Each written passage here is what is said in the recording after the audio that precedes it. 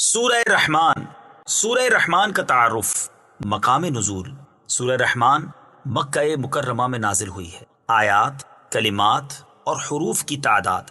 इस सूरत में 3 रुकू, 78 आयतें, 351 कलमे और 1636 हुरूफ हैं। रहमान नाम रखने की वजह, इस सूरत का नाम सूरह रहमान इसलिए रखा गया कि इसकी इब्तिदा अल्लाह ताला के अस्माए हुस्ना में से एक इस्म अर्रहमान से की गई है। सूरह रहमान के फ़ज़ाइल।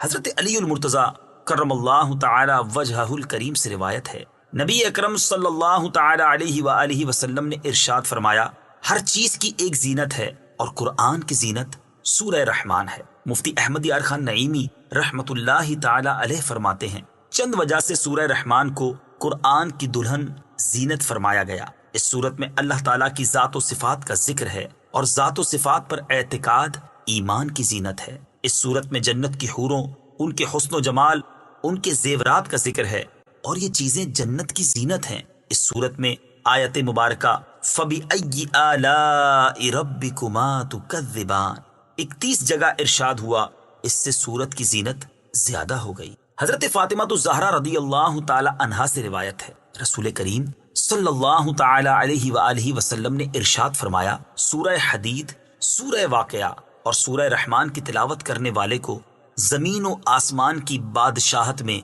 जन्नतुल फिरदौस का मकीन पुकारा जाता है। नंबर 3, इस सूरत की आयात अगरचे छोटी छोटी हैं लेकिन इनकी तासीर बहुत मजबूत है। मरवी है कि हज़रत कैस बिन आसिम बिन क़री रदियल्लाहु ताला अन्हो ने इस्लाम कबूल करने से पहले सैयदुल मुरसलीन सल्लल्लाहु ताला अलैहि व आलिहि वसल्लम से अर्ज की, जो कुछ आप पर नाजिल किया गया है मेरे सामने इसकी तिलावत कीजिए। आप सल्लल्लाहु ताला अलैहि व आलिहि वसल्लम ने उसके सामने सूरह रहमान पढ़ी तो उसने अर्ज की, इसे दोबारा पढ़िए। हत्ता के नबी अकरम सल्लल्लाहु ताला अलैहि व आलिहि वसल्लम ने उसके कहने पर 3 मरतबा सूरह रहमान को पढ़ा। सूरह रहमान सुनकर उसने अर्ज की, खुदा की कसम ये सूरत बहुत ही खूबसूरत है, इसमें बहुत हलावत है।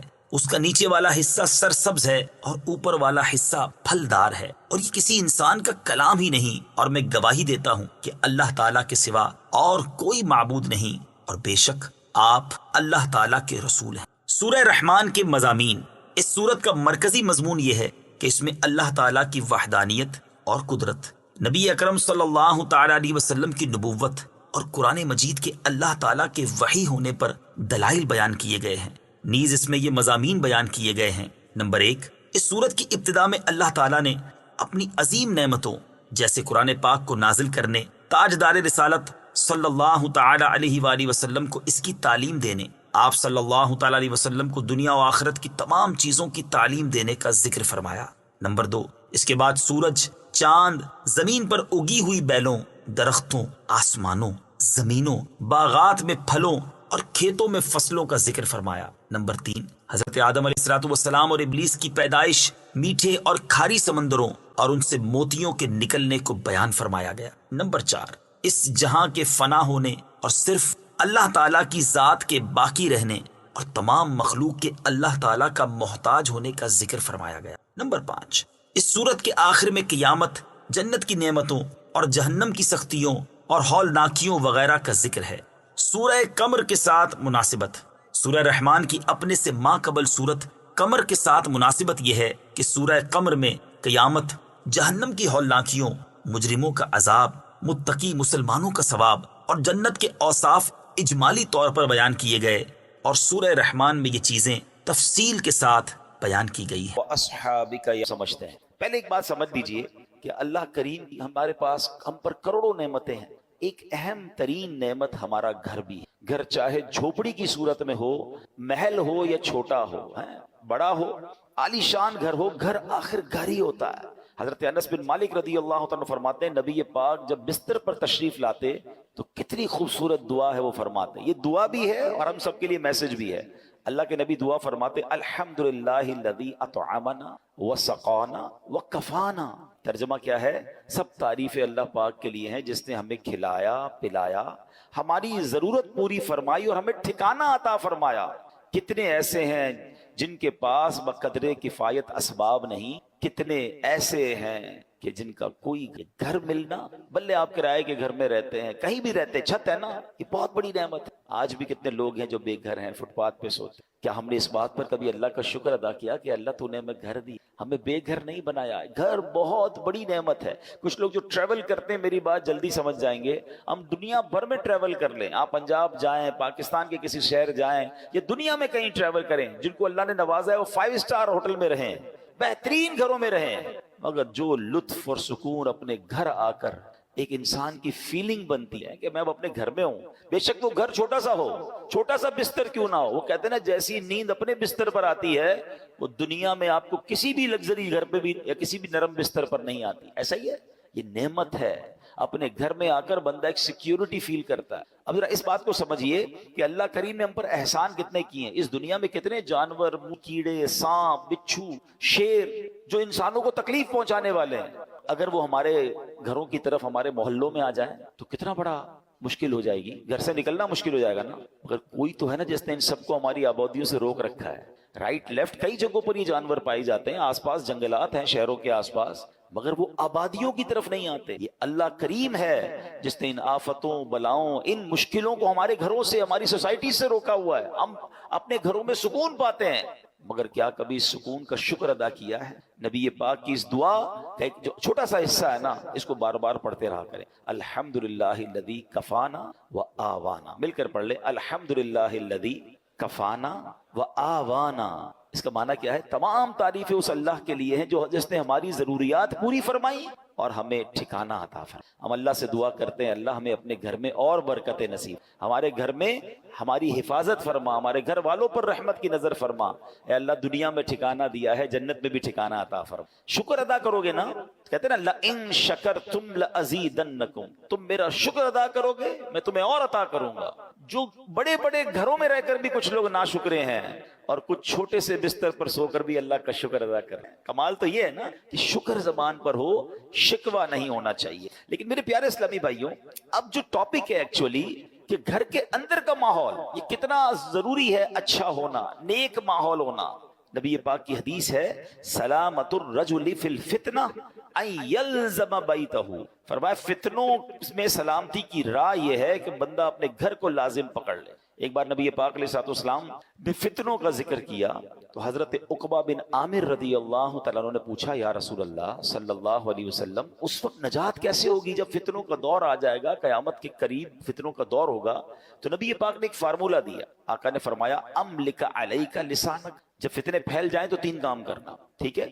اپنی زبان کو اپنے قابو میں، وَلْيَسَعْكَ بَيْتُكَ، تمہارا گھر تمہیں کافی ہو، زیادہ باہر نہ نکلو، گھر کے اندر وقت گزارو۔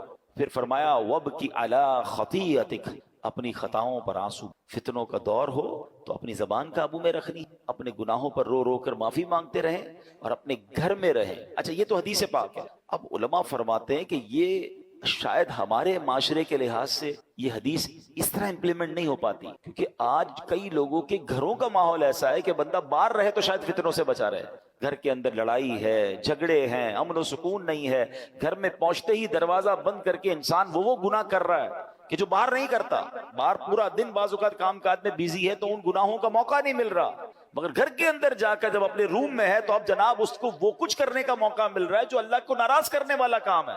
نبی پاک تو فرما رہے فتنوں کے دور میں گھر کو لازم پکڑ لو، مگر کیا گھر ایسا بنایا ہم نے کہ جو فتنوں سے محفوظ ہو؟ کئی گھر ایسے ہیں جہاں غیبتوں کا بازار ہے، کئی ایسے ہیں جہاں ماں باپ کے ساتھ بچوں کی بدتمیزیاں ہیں، کئی ایسے ہیں جہاں بھائی بہن ایک دوسرے کے خلاف بیٹھے ہیں۔ گھر کے اندر جاتے ہی جناب فیملی کے اندر ایک ایسا ماحول بنا ہوا ہے کہ وہاں ایک دوسرے کی غیبتیں ہو رہی ہیں۔ گھر تو فتنوں سے بچنے کی جگہ تھی، گھر تو سکون کی جگہ تھی، گھر تو ایسا ہونا چاہیے کہ گھر میں جائے تو بندہ سوچے میں رحمت والی جگہ پر آ گیا ہوں۔ مگر کیا ہم نے اپنے گھر کے انوائرمنٹ کو ایسا بنایا کہ جس کو اللہ کریم نے قرآن میں ارشاد فرمایا؟ آپ کو پتہ ہے جب قیامت کا دن ہوگا تو کچھ خوش نصیب وہ ہوں گے جنہیں سیدھے ہاتھ میں نامہ اعمال دیا جائے گا۔ ہم اللہ سے دعا کرتے ہیں کہ ان خوش نصیبوں میں ہمیں بھی شامل، مگر کچھ مجرم وہ ہوں گے جن سے رب ناراض ہوگا، اس کے الٹے ہاتھ میں پیٹھ پیچھے اس کو نامہ اعمال دیا جائے گا، اور یہ بندہ اس دن موت مانگے گا مگر اسے موت ملے گی نہیں، پھر اسے جہنم کی بھڑکتی ہوئی آگ میں ڈال دیا۔ اس شخص کا جرم پتہ ہے کیا ہوگا؟ قرآن کہتا ہے اِنَّهُ كَانَ فِي أَهْلِهِ مَسْرُورًا، یعنی بے شک وہ اپنے گھر والوں میں خوش تھا. گھر والوں میں خوش تھا یہ جرم تھا. اس کی تفسیر میں علماء نے فرمایا کہ اپنے گھر والوں کے ساتھ گھر کے اندر خواہشوں، شہوتوں، غرور و تکبر میں مبتلا رہتا تھا. گھریلو خوشیوں میں ایسا مگن تھا کہ آخرت کو بھول چکا تھا. لہٰذا نہ خود اس نے اچھے عمل کیے، نہ گھر والوں کو اچھے اعمال کی ترغیب دلائی. یوں ہی گناہوں میں مصروف رہ کر موت کے گھاٹ اتر. آج کتنے ایسے ہیں جن کے گھروں میں نمازیں ہیں، کتنے ایسے ہیں جن کے گھروں میں عبادت ہے. گھر والوں کی کیا دین کی طرف کوئی تبلیغ کی؟ کیا گھر میں نمازوں کا ماحول ہے؟ یا کیا بچوں میں قرآن و سنت کی ترکیب ہے؟ یا گھر کے اندر کسی کو پتہ ہی کچھ نہیں ہے. اب بھی ایسے کئی گھر ہیں جن کے گھروں میں اسلامی تہوار آتا ہے تب بھی بچوں کو، فیملی کو پتہ نہیں ہوتا، کیونکہ وہ اپنی زندگی میں مگن ہے. اور جو گھر کا سربراہ ہے اس کو بھی اس کی فکر نہیں. میں آپ کو ایک مسلمان گھرانے کا واقعہ بتاتا ہوں. پاکستان کا تو نہیں ہے، لیکن انفارچونیٹلی جتنا تیزی سے ہمارے وطن میں ماڈرنزم اور دین سے دوری والا ماحول بنتا جا رہا ہے، اور گھر کے بڑوں کو فکر بھی نہیں ہے، یہ دور نہیں دن آپ پاکستان میں بھی یہ دیکھیں. یو کے کا واقعہ، ایک بھائی ٹریول پر گیا، والد کی طبیعت خراب تھی تو واپس آیا. تو کچھ دنوں بعد واپس آیا، والد صاحب گھر میں نہیں تھے. چھوٹا بھائی تھا جو اپنی گیمز میں اور اپنے موبائل میں، کمپیوٹر میں، جو آج کا ایک نوجوان کا اسٹائل ہے کہ لگا رہتا تھا. تو کہا والد صاحب کہاں ہیں؟ کہا والد صاحب کی تو ڈیتھ ہو گئی تھی. تو کہا مجھے انفارم کیوں نہیں کیا؟ کہا آپ بزنس ٹرپ پہ تھے. میں نے کہا کیا ضرورت ہے ڈسٹرب کرنے کی، فیونرل کرنا تھا، ان کا آخری رسومات ادا کرنی تھی، میں نے کر دی. تو کہا تم نے کیسے آخری رسومات ادا کی؟ جنازہ کدھر ہوا؟ کون سے قبرستان میں دفنایا؟ تو کہا جنازہ بھی کرنا ہوتا ہے. میں تو گوگل پہ گیا، سرچ کیا کہ فیونرل کیسے ہوتا ہے، کسی کا ڈیتھ ہو جائے تو what we have to do. تو گوگل نے مجھے 4-5 آپشن دیے. میں نے سب سے سستا والا جو آپشن تھا ان پر کال کیا، وہ آئے اور ابو کو لے گئے، بس فنش. اس نے کہا یہ تم نے کیا کیا؟ آپ کو پتہ کیا ہوا اس مسلمان والد کے ساتھ؟ جب سرچ کیا کہ کس فیونرل والے کو دیا ہے، تو جو سب سے سستا آپشن تھا کہ وہ میتوں کو آگ لگایا کرتے. اس نے یہ نہیں، اس کو یہ پتا بھی نہیں تھا کہ جنازہ کچھ ہوتا ہے، اس کو یہ نہیں پتا تھا غسل میت ہوتا ہے، اس کو یہ نہیں پتا تھا کہ جناب قبرستان میں دفن کیا جاتا ہے. میں مسلمان گھرانے کی آپ کو واقعہ سنا رہا ہوں جو میں نے خود جا کر سنا ہے. اب مجھے بتاؤ، اس بچے کا قصور تو تھا مگر کیا والد کا قصور نہیں تھا؟ اس کا مطلب والد کسی جنازے میں بیٹے کو لے کر نہیں گیا ہوگا. اس والد نے موت اور قبرستان کے بارے میں، تدفین اور غسل کے بارے میں نہیں بتایا ہوگا. ہر چیز بچوں کو دلا دی مگر نہ سکھایا تو دین نہ سکھایا. میں اور آپ دنیا سے جانے والے ہیں، ہم سب نے مرنا ہے. اور اس والد کی قسمت کتنی پیاری ہوگی کہ اس کے مرنے کے بعد اس کی اولاد اس کے لیے دعائے مغفرت کرے، اس کے لیے ایصال ثواب کرے. مگر یہ سکھائیں گے تو کریں گے نا. ہمارے بچے تو زندگی میں ہمارے سامنے نماز نہیں پڑھ رہے، ہمیں ٹینشن نہیں ہے. میں سچ بتاؤں آپ کو، زندگی میں کچھ کر سکیں یا نہ کر سکیں، اپنے بچوں کو کسی طرح 5 وقت کا نمازی بنا جائیے. پہلے تو خود بننا پڑے گا نا اس کے لیے. والد وہ بچہ دیکھتا ہے ابو رمضان میں نمازیں پڑھتے ہیں، اس کے بعد تو میرے والد بھی جمعے کی پڑھ لے تو بڑی بات ہے. تو بچے کو بھی آپ ایکچولی ہم اپنے بچوں کو پریکٹیکلی پریکٹس کرا رہے ہیں کہ بیٹا نماز تو جمعے کی پڑھنی ہوتی ہے، باقی ضروری نہیں ہے.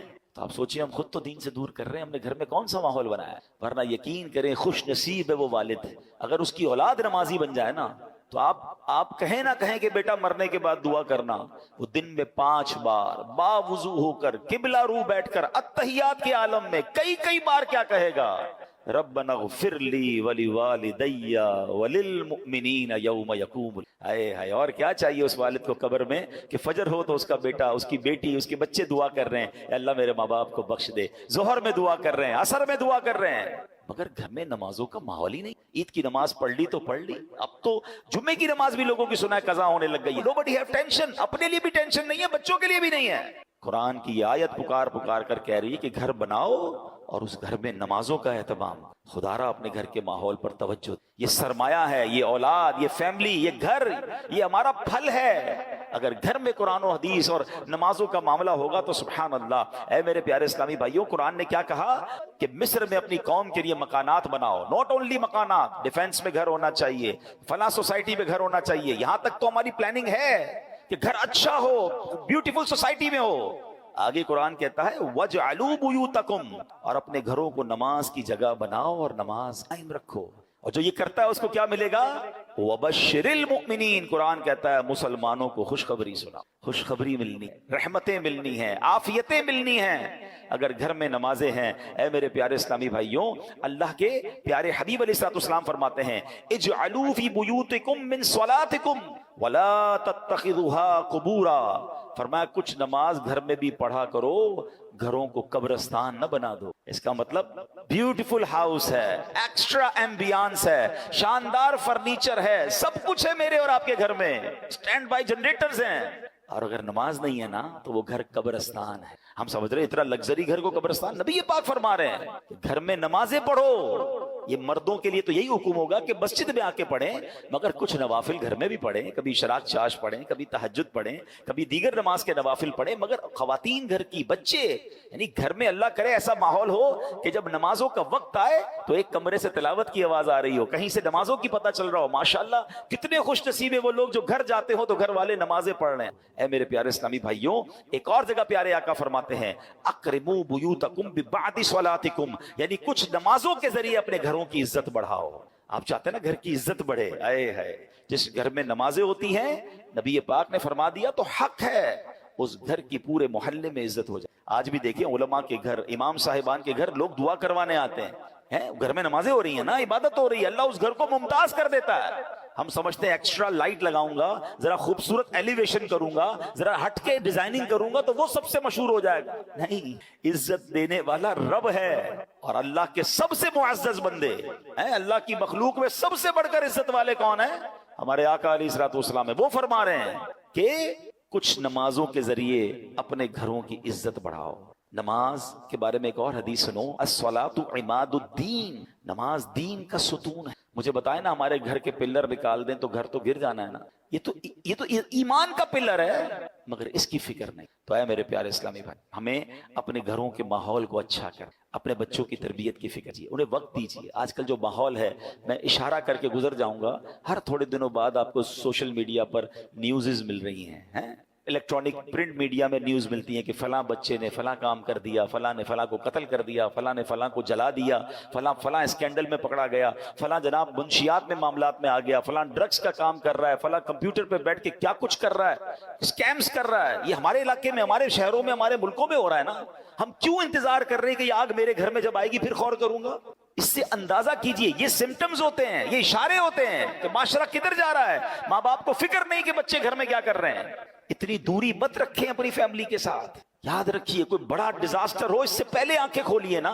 ہماری بچی کہاں جا رہی ہے، ہمارا بیٹا کہاں جا رہا ہے، وہ کس سے مل رہا ہے، کوئی فکر نہیں ہے۔ وہ کہتے ہیں نا اپنے بچوں کے تم دوست بن جاؤ اس سے پہلے کہ کوئی ایسا دوست بن جائے جو اس کی آخرت اور دین اور دنیا سب برباد کر۔ بہت برا حال ہے، پلیز تھوڑا وقت دی۔ اچھی تربیت، یہ تربیت نہیں ہے کہ آپ بھی نماز قضا کر رہے ہیں اور بچے بھی نماز قضا کر رہے ہیں۔ آپ بھی نمازی بنیں، ہم بھی نیک بنیں، آپ بھی ماشاءاللہ تلاوت کی طرف آئیں، بچوں کو ایسے پروگرامز میں لے کر آئیں، بیانات میں لے کر آئیں، مدنی چینل گھر پہ بیٹھ کے دکھائیں۔ ہم آپ کی سپورٹ چاہتے ہیں، اور یہ کیوں چاہتے ہیں؟ تاکہ مسلمانوں کے گھر جنتی گھرانے بنے نا۔ اب آخر میں ایک دعا سن لیجئے، آمین بھی کہیے گا، ہو سکے تو یاد کر لیں، ہو سکے تو ہر نماز کے بعد یہ دعا کریں، اللہم ربنا ہب لنا من ازواجنا وذریاتنا قرۃ اعین واجعلنا للمتقین اماما۔ آمین۔ نبی پاک یہ دعا کریں تو اپنے بچوں کے لیے، اپنی فیملی کے لیے دعا بھی کریں، لیکن یہ سب چیزیں بدلیں گی کیسے؟ جب ہم بدلیں، ہم اچھے ماحول میں آئیں گے۔ میں آپ کو آفر کرتا ہوں، دعوت اسلامی مردوں کے لیے اجتماع الگ کرتی ہے، خواتین کے لیے اجتماع الگ ہیں، بچوں کے لیے مدرسے الگ ہیں، اسکولز اسلامک الگ ہیں، انسٹیٹیوٹس الگ ہیں۔ ہم اگر بدلنا چاہتے ہیں اور فیملی کو بدلنا چاہتے ہیں اور اپنے بچوں کو اپنی مغفرت کا ذریعہ بنانا چاہتے ہیں، دیر از اے وے۔ آئیے اس ماحول سے وابستہ ہو جائیں۔ اللہ پاک ہم سب کے گھرانوں کو جنتی گھرانہ بنائے۔